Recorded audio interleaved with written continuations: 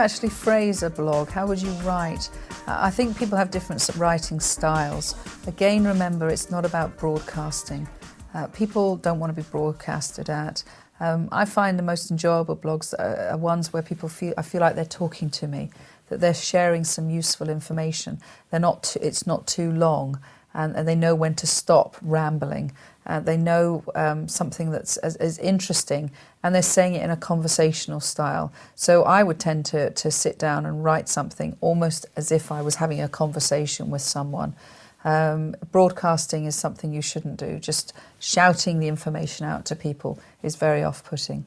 If you're approaching blogging as a marketing campaign, be very careful that you're not looking like you're being too sort of aggressive in the style that you're marketing yourself inside a network.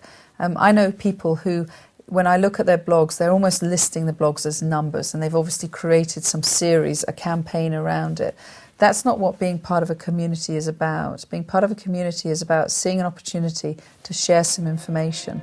And actually, the more spontaneous you can look about it, the better. If you look too contrived, people can sometimes call it Google baiting. This is a new phrase where people think that you're just using the network as a way of being found on Google.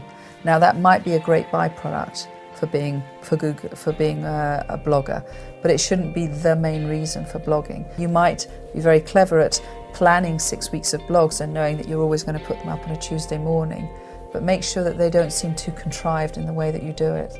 So don't list them as blog number 1, blog number 2, because if you do that, people are going to see through that, and some people will enjoy reading large articles.